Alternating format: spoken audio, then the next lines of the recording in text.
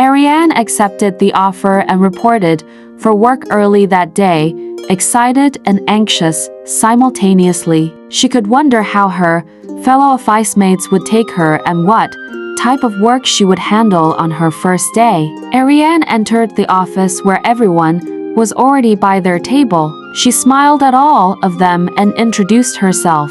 "Hi, I'm Ariane Hicks, your new colleague. May I know where my table is?"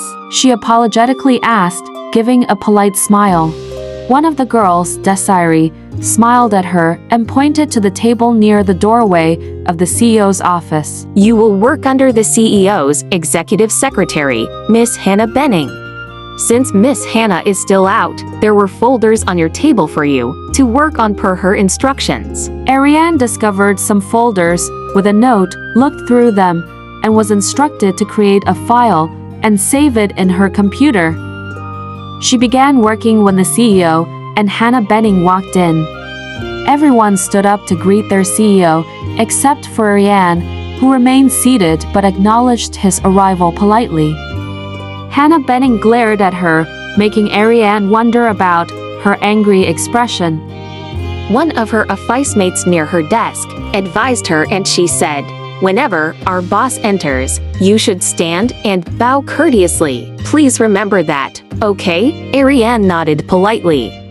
Hannah Benning approached her and gave her more instructions. In addition to bowing courteously, you must also prepare his morning coffee. Sometimes, he may ask you to run an errand to get a snack for him to a specific place. You will have more errands to do, so be sure you can fulfill them. Ariane went to the pantry, which Desiree pointed out, and made a coffee for her boss.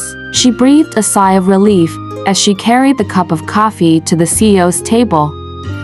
Hannah was eager for Ariane to make a mistake, so she never taught Ariane how to prepare the boss's preferred coffee. She waited for an angry reaction from Rain Martin as soon as he took a sip. As Rain Martin tasted his coffee, he noticed something was off. "What the? This isn't my coffee," he spat, cursing as he glared at Ariane. "I'm sorry, sir. I didn't know," but Hannah cut in. "You should have asked." Giving Ariane a sharp look, Hannah pulled her into the pantry, showing Rain Martin's coffee preferences. It was Ariane's first day, and Hannah was expecting trouble. She disliked her as much as she felt insecure about her, considering Ariane as a threat to Rain Martin's favor.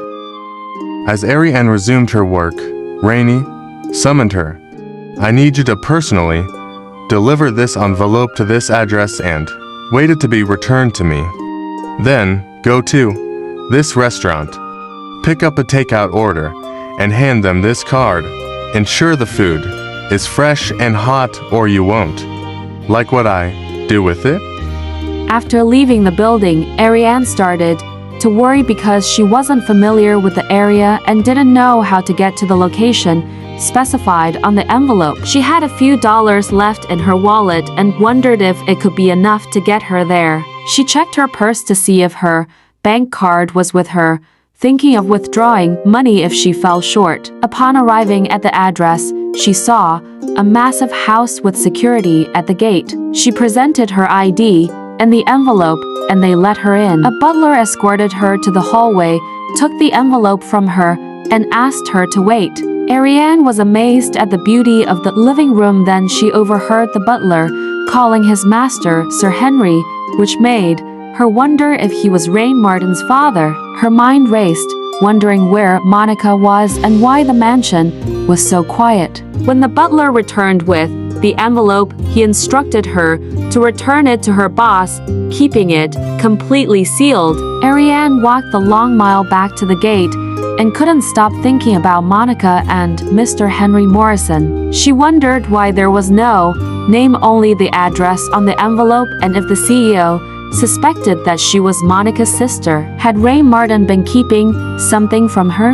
She had never mentioned Monica in her resume because she wanted to be known as an only child. She felt like she needed to find out if there were any suspicions about her.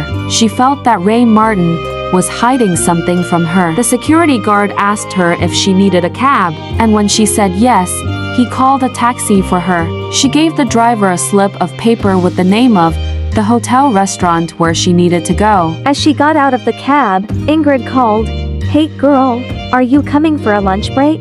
I texted you earlier, but you didn't reply, so I thought you were too busy." Sorry about that, for I was out to pick up Mr. Ray Martin's food. I'll join you as soon as I'm done, Ariane replied. Ariane rushed to the office, gasping for air. As she handed the envelope to her boss, "Look who's here. My girl on the go. Mission accomplished." He asked cheerfully. Ariane nodded, feeling fulfilled. Then she asked, "Shall I serve your food now, sir?" "Sure, you can join Hannah and me. The food I ordered was good for the three of us." "I'll set your table, sir, but I'm sorry, I can't join you because I promised Ingrid to have lunch with her and she's waiting in the cafeteria," Ariane said apologetically. Rainy Martin was displeased with Ariane's refusal. "You're declining your CEO's invitation. This is the first time my subordinate has refused me. No one has ever dared to oppose me," he said harshly. Rainy Martin was angry. With Ariane for the second time, Ariane felt nervous and apologized humbly to Rainy Martin. But he was still mad. "Get out of my sight," he yelled. Ariane left the room feeling ashamed of herself. Ray Martin was angry with Ariane for the second time. Can Ariane last from the CEO's overbearing attitude? Part 6 follows.